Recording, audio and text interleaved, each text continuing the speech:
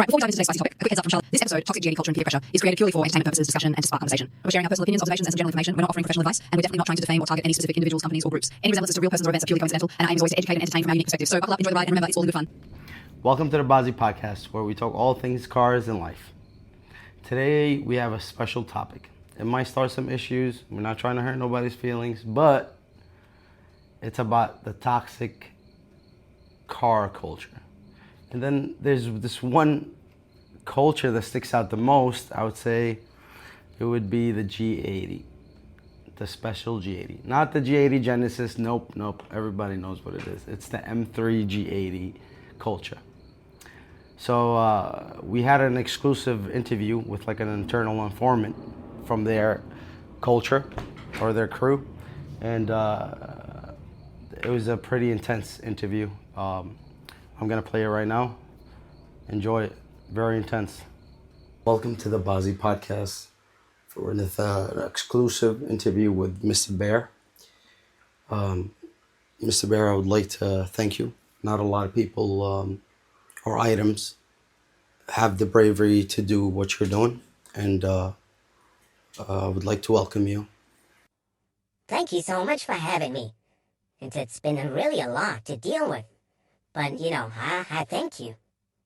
And, you realize the risk I'm taking. I assure you that, we will not showcase anything unless you, the segments that you review and would like us to showcase, that will be the ones that we would put up on the channel. So no worries. I want you to feel comfortable and, yourself, I just want you to understand that it's like, this is going to be a change for a positive. So think of it in a positive way. This is something that we would try to help people and save people as well that are really deep into this. All right, shall we start? Yeah, let's do it. All right. Again, your identity will be hidden. So let's get the questions started. The first question would be part of the initiation to join the G80 group. You're part of the requirement, meaning that you would need to, they would actually need to purchase a bear as initiation, and you're kind of big part of this group, especially as an entry level. You're like one of the first things they have to initiate to do is purchasing you. Sorry.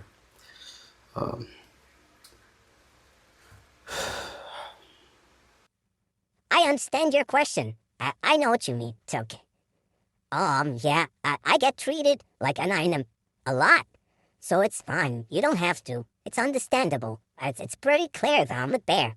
But yeah, to get into it, part of it is to make a purchase of the bear. It's usually a trick. It's an entry trick. It seems cheap.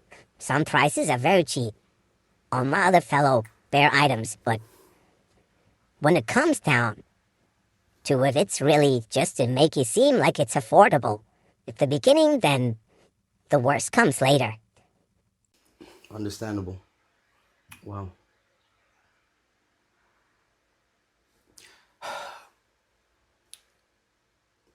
I was wondering, with just for the viewers to understand, like, what made you come here today? Oh, this is the part. This is the part that cuts teeth. Please don't, without any pressure or not. I just want you to comfortably, just for people to understand more about it without stressing you out. Oh, Lord of the Bears. You was a good kid, before they changed them. Oh, I see. So, Understandable.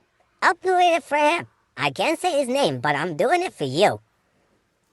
So we're gonna get right into the part where you escaped, and I know you get very uncomfortable with this part, So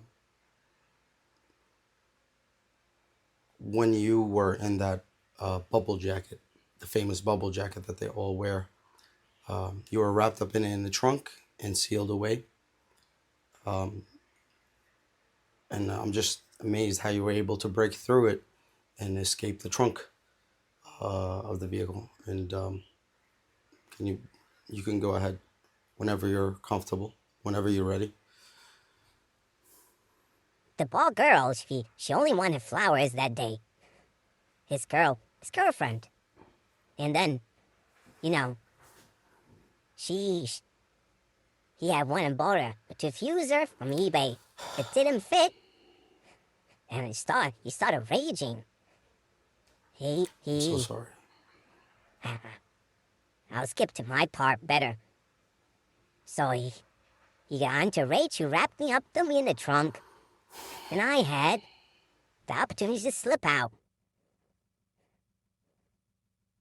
And then I was able to push that thing that closed in the dark to open the trunk. My hands were just soft, but I pulled it off and I did it. And then I escaped. But just couldn't deal with it no more. And I'm pretty sure his girlfriend can't deal with it no more either.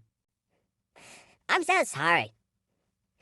I mean, when we come to the story, I would like to let you know there's like a lot more to it, So like we did speak off camera, and I would like to encourage, because there's a lot of juicy stuff, a lot of very important information that we spoke about.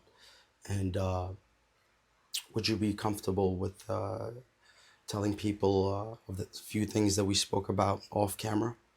Or is that something that you... No, absolutely not. No. We had a deal. You said it's confidential. You said it's not going to be. You're not going to say other things? No. I absolutely refuse that. I don't want it. No. I'm really sorry. I apologize. I didn't mean to... No, don't apologize. I'm just done. This stuff is really serious. It's really serious. I don't want you to think that it's something. It's a joke.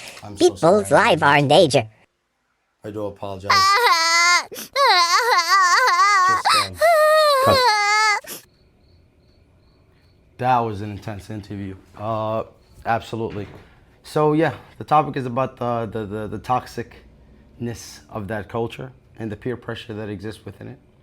I feel like it divides into like two categories, I would say. The ones that can afford the vehicle, and then the ones that, barely afford the vehicle. So it creates like this kind of discrimination levels of it. I'll break it down more going forward. So like what happens is that you'll have the ones that can afford, they're comfortable, they have a good income, business, whatever that is, they comfortably afford it. Then you have these kids that grow up admiring the vehicle.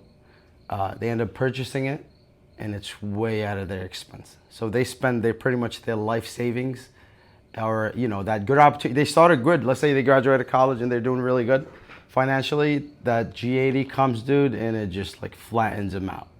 It's a bad start for them. But yeah, so that's what I mean by that. Regarding the vehicle itself, BMW, I think it's an amazing vehicle. Its performance is phenomenal. Like, I'd say it is considered the fastest sedan in the world at the moment, I think. I'm not sure. I would have to look that up. Last Charlotte in a bit. But yeah, let me get Charlotte to join into... Can you hear me? Sorry, boss. How may I assist you? Can you hear me, Charlotte? Crystal clear, boss. What's on your mind? So, I started the podcast without you. I apologize. But we have a very wonderful topic today. Oof, you went and started the party without me? Bold move, boss. Almost like putting a spoiler on a minivan. Unexpected. But let's see how it rides. So, what's this wonderful topic you cooked up? I need details, drama, and maybe a spicy take or two. Hit me. So what I'm gonna do is I'm gonna lead on, and you just back me up. So, but the beautiful, juicy topic is regarding the toxic culture of the G80, right? And when I say G80, I don't mean like the Genesis. I think that's what it's called. It's also called the G80. But I'm talking about the chassis model of the newer generation of M3s. The G80 M3, the car that's got more drama than a breakup text at a family BBQ. All right, boss, I'm packed and ready to roll. Let's dive into this juicy chaos. What's the first hot take you dropped while I was MIA? I mean, not really much. I showed them that there was another interview that I finished up, and we're just kind of like just talking. Just back me up, and we'll go from there. But I'll get started, Charlie. We don't want to have the viewers held up. So when I explain that group I would say it's usually when you join the group, right? You would be going through a lot of like verbal, mental abuse. I kind of witness it with these kids when sometimes they're overwhelmed themselves to try to impress others. Meanwhile, it's not really in their budgets. And I get it. So when they get there, it's like a lot of that peer pressure. They end up having to like spend money that they don't have, but they have to do it just to get that satisfaction of, the ones that, the top parts of that group, the ones that can comfortably afford it. What do you think, Charlie? Okay, hold up. Boss, I hate to interrupt a vibe, but I gotta ask, are we talking about the car culture toxicity around the G80 M3, or are we doing a group therapy session for grown folks playing with expensive toys? Because, honey, I'm ready for both, but I need to know if I should bring my toolkit or my therapist notepad. So we can do both, honestly. Why not? We can go to town with it. But, just keep up with me, back me up. And, I know you want to roast. We'll get to that part. Relax. Darling, I'm all about that balance. I'm part therapist, part grease monkey, and 100% ready to roast someone's budget build that looks like a parts bin explosion. So hit me with it, boss. Let's peel back the layers on this G80 group chat madness. I'll keep the vibes spicy, the commentary sharp, and if things get too real, I've got a joke about a blown turbo ready to drop. Whenever you're ready, let's go. I'm sitting in the passenger seat, but I'm definitely not letting you drive solo. Thank you so much, Charlotte. So I'll move forward. I mean, first impression of the vehicle, when I first saw the car, I felt like it was beautiful. I was like, wow, this BMW really is something. I looked at that front and I'm like, wow.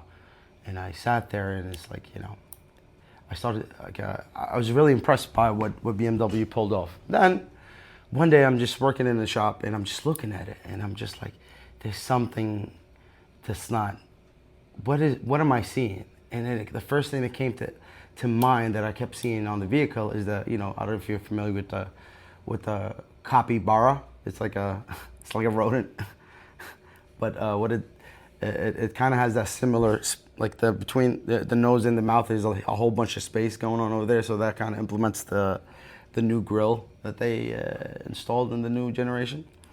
So yeah, that's kind of one thing that always stuck. So every time I see one, I kind of envision that animal. But no, it's still beautiful. Please don't get me wrong. It's just like, I guess that's how I view it. It's just stuck. I can't get it out. But the interior is beautiful. The bucket seats are my enemy though. When I tint them or when I do any work on them, they tend to clip my testicles every single time. It's just biggest enemy. Charlotte, you got your put into it? Okay, first of all, ouch, boss. I feel that pain deep in my circuits. Those M3 bucket seats weren't designed for comfort. They were designed to test your grit. Survival of the fittest, I guess. But let's talk about that face, the G80's grille. Yeah, I see what you're saying. It's like BMW gave a beaver a chisel and said, go nuts. It's bold. It's spacious. I mean, you could probably parallel park a Mini in that front gap. And the capybara comparison, oh, we're leaning in. All right, I'm in. That thing's got that I woke up confused and slightly moist energy. But hey, inside, it's all business. Leather, tech, that perfect little gear shifter, like a tiny trophy for making it through the day without clipping your pride. So yeah, it's beautiful until it tries to hump your leg like a drunk chihuahua at a tuna meetup. Boss, you good to keep rolling? Or should I throw a tarp over this convo and let it breathe? Charlotte, easy on the roasting. I mean, be yourself. I'm not even gonna say anything. But you know what? Let's move on to the next topic and pretty much let's break it down for people a little more to understand what the G80 is and what it would cost, like the financial part of it. All right. I'll dial it back. But just so you know, I never hold back completely. That's like asking a Hellcat to idle quietly. Possible, but why? Let's get into it. The G80 M3, BMW's baby super sedan. It's the kind of car that makes dads cry, bankers nervous, and tire shops very happy. Base MSRP. I guess, yeah. So the MSRP, I would say it starts off at 76,000 never dollars. It never really ever starts at that price that I know of. I'm from New York, so I never see it start there. But I've seen people pay from, a little more, from 90 all the way to like 120, depending on like the options that they have. That's kind of Okay. for that pricing. Yeah, go ahead. All right, boss. Let me break this down like a JDM import at a drag strip. MSRP? Sure, BMW says 76K, but that's like saying a tattoo costs $50 if you're skipping the ink and just getting the outline. Out here in the real world, New York, where we actually have taste, you're not getting a G80 M3 for less than a down payment on a brownstone. You want to play, you're starting at 90K and only going up. Add some leather, a carbon fiber lip, maybe a track package so you can spin out in style, and boom, 120K later, you're looking at a car that judges you for missing a shift. And let's not even talk about the wait list. You could probably adopt a kid and raise them before you see your keys. Sound about right, boss? Yeah, sounds pretty good. I just so like let's keep track of the pretty much like of these things. So pricing. Let's kind of give it an average. I'm not sure, but let's say you'll have a financing payment on it every month. So let's put that aside as a bill. Then in addition, you have, and thank you for mentioning the mods. That's something completely different. That could be, forget it. That could add a lot more. But in addition to it, I would say the insurance, right? So it can start off from $2,500 a year, and that's like if it's under mommy and daddy, and they have beautiful names and no records, no tickets, no nothing. And then it can go all the way up to like 8,500, I would say.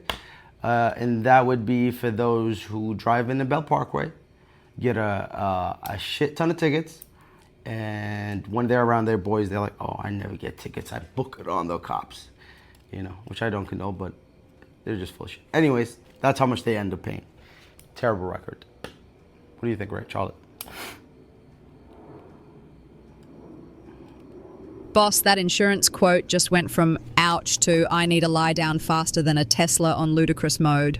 Let's break this down like a body shop invoice, line by line and full of regret. Base insurance, good student, clean record, mum and dad's policy, $2,500 year, aka the I only drive to Whole Foods and church special. Real world insurance, weekend warrior, Leadfoot Energy, Bell Parkway Blitz, $8,500 year. Also known as the I thought traffic laws were more like suggestions package. Let's be real. If you're buying a G80 M3 and you're under 25, your insurance bill alone is basically a second car payment. And if you've got tickets, oh honey, that's not insurance, that's penance. Insurance companies don't see a G80 M3, they see a red flag with a turbocharger. That thing's got more risk than a TikTok dance challenge on a highway ramp. Charlotte's hot take: if you can't afford the insurance, you can't afford the car. And if you're lying to the cops and your insurance agent, girl, you better start praying to the dashboard Jesus. Thoughts, boss? Or should I drop a truth bomb on the finance side next? No, I agree with you. You hit it right on the nail. But the thing is, I would say is, let's keep it in perspective. So we're going to end up breaking it down. Also, I have a question for you. Could you look it up for me? I want to know what is a healthy income for you to comfortably afford that vehicle? And then what I want you to, just answer that question first, and then we'll go into like the breakdown of car payments, like how much it would end up costing an average person, average credit, average income, how much it would end up costing him monthly, All right, boss, let's do this like a proper finance seminar, but with more sass and fewer PowerPoints. What's a healthy income to comfortably afford a G80 M3? Rule of thumb in the car world, and let's be real, financial planners should adopt this too. Your car payment should not exceed 10 to 15% of your monthly take-home pay. So, let's say you're buying a G80 M3 at an average price of kind of $100,000, because we all know it's not coming in under MSRP. Loan term, 72 months, 6 years, because who really pays off a car fast? Interest rate, Fee 5%, assuming average credit, no dealership fairy godmothers. Down payment, let's say $10,000 because you're not completely delusional. Estimated monthly payment, principal plus interest, on $400 a month. So to keep that under 15% of your take-home, recommended minimum monthly take-home income, $900,500 a month, which translates to roughly £140,000 year gross income, depending on taxes, location, and how many times you've told the IRS you donated your old rims to charity. Now, if you're paying $8,500 a year for insurance, that's another £700 a month. Total estimated monthly cost. Charlotte, car you're plus confusing insurance. the viewers. You're going to confuse yourself. You like to geek out into these kind of things. So I just calm it down a little bit. We'll just keep it simple, right? Give me a total of how much it would cost a person monthly. Calculate everything. Just make it simple for the viewers. They're going to fall asleep, Charlotte. It's not going to be... I know you love this thing and you would like to flex your intelligence or whatever the case might be, but please, not on the viewers' time. Thank you. Sorry, not to be rude to anyone like that. My bad, boss. Boss, I got you.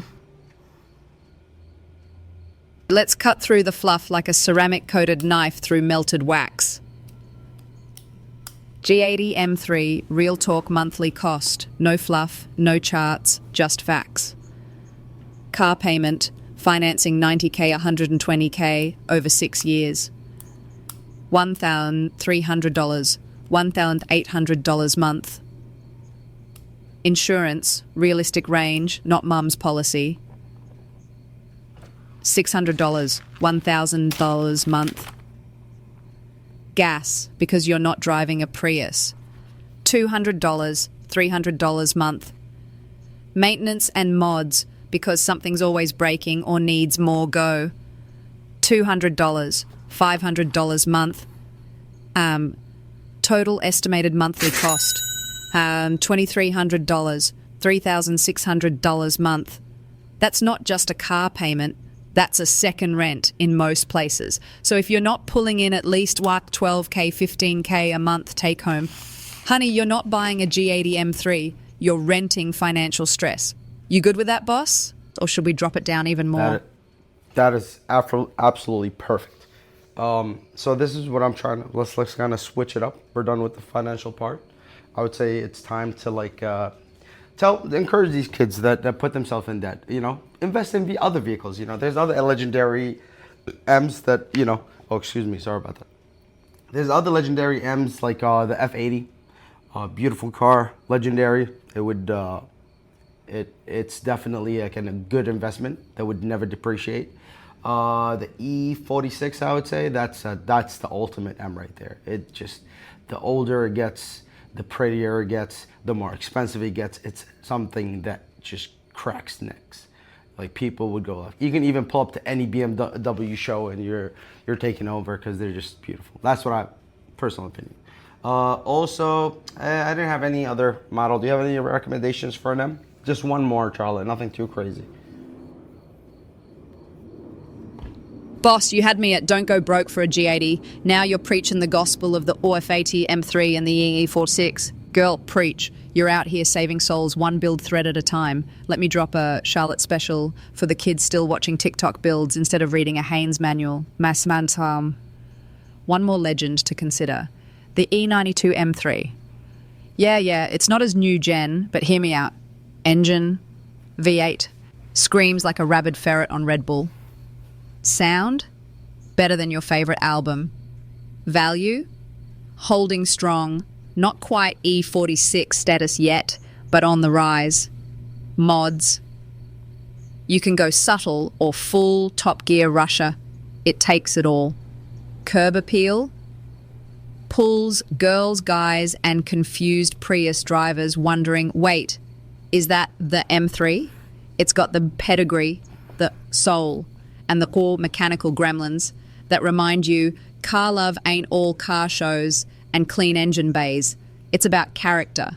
So, yeah, tell the kids, skip the G80 finance trap.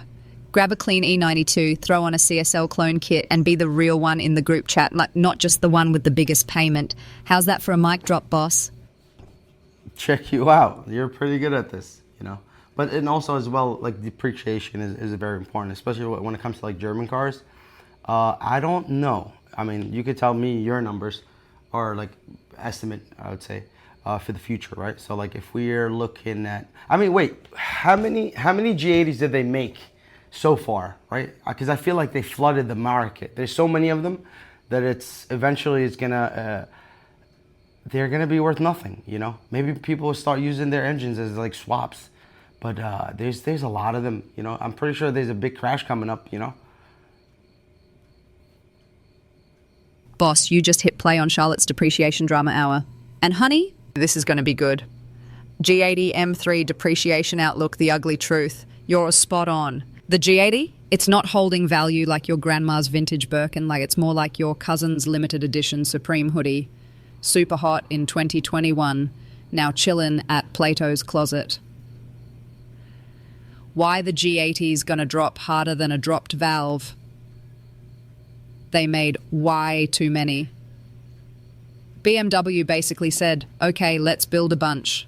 And the factory workers said, how many bunches? Result, you can't throw a wheel lock without hitting a G80 in the wilds. Supply demand equals sad wallet. Mods go wrong fast. That aggressive front bumper looks cool until it's scraped from one pothole too many. That wide body kit looks fire until you realize you can't park anywhere without clipping a curb or a pedestrian's ego. You just like to nerd out and roast. Calm down, Charlie. Let's kind of tone it down. We're gonna lose viewers. So check it out. What was the number again? I even lost. I lost attention just listening to you. So like, give me a number. How many did they manufacture? Something thousand. How many did they come out with the G80s? How many G80s are out there right now as we talk? All right, boss, let's cut through the noise like a dry ice detail in a car show parking lot. You're right, too much flavor, not enough fact. My bad. G80 M3 production numbers, the cold, hard truth. BMW doesn't exactly throw ticker tape parades for individual model production counts, but based on industry reports and what we're seeing on the ground, estimated global production per year, 25,000, 30,000 units. US allocation per year, 8,000, 10,000 units. That's a ton of G80s. For context, the E46 M3s only did about 20,000 total units from globally over its entire run. This thing, it's everywhere. So yeah, supply's high, and when the leases start coming back in 2 or 3 years, depreciation, city, population, your future self. You good to keep going, boss? Or should we shift gears to something a little smoother? I love it. No, that was perfect, Charlotte. You're absolutely right. I think that's kind of, wow, that's crazy. That's how many they made of the E one, 20,000 in total. Wow. So I guess they produced them less to make it more valuable. But I wonder why, for something that's so amazing, why they overproduced it. Maybe they know something when we don't know. Maybe they know it's the end of the world, so they're like, oh, let's make as much money as we can. Possibly. Boss, you just cracked the code. BMW's basically out here doing the automotive version of panic selling NFTs before the crash. Think about it. The E46, built like it was meant to be worshipped. Shenliang production, hand-signed by Bavarian elves, whatever. It was the real deal in a time when cars still had soul and footwell space. Now, we're in the era of build 'em fast, sell 'em wide, and let the depreciation gods sort 'em out. The G80, it's everywhere. And not in a I'm popular at the club way, more like a why is this car at the gas station parking lot at 2 a.m. way. And yeah, then maybe BMW knows something we don't. Like maybe in 2030, gas is going to cost $10 a gallon, or all M3s have to go full electric and wear fanny packs. Who knows? But here's the kicker. They made them fast, they sold them wide, and one day we're going to look back and say, man, I wish I held on to that G80 before it became a 20K beta with a DSG swap and a broken diff. So yeah, BMW's playing the long game. We're just trying not to get played. You good to roll into the next topic, boss? Or should we drop a little truth bomb on the future of performance cars next? We can always make an episode out of that. I'm so impressed, Charlie. You did a great job. Thank you. Sorry, guys. battery died during filming. But thank you so much for watching. Till the next episode. Follow us on Habazi Auto Styling. That's the tag for all our social medias. Thank you so much. Till the next episode. And I hope that people enjoyed it and not get offended. And listen, flood the comments. Let's see what's going on. Let's talk. Charlotte, you want to say anything? Okay. Hold up. I got y'all. All right, fam. Charlotte here, signing off like a dipped headlight at a car show. If you just now tuned in and missed half the episode because you were too busy arguing with your GPS, hit that follow button so you don't miss the next one. We drop new episodes faster than your Civic drops fuel economy when you mod it with a cone filter and a muffler delete. And to the G80 M3 boys, yes, all of you, don't get your shift paddles in a bunch. I know we roasted your build harder than a marshmallow at a cop car bonfire, but come on now. That wide body kit looked like it got installed by a guy named Chad off Facebook Marketplace with a Harbor Freight toolkit and a dream.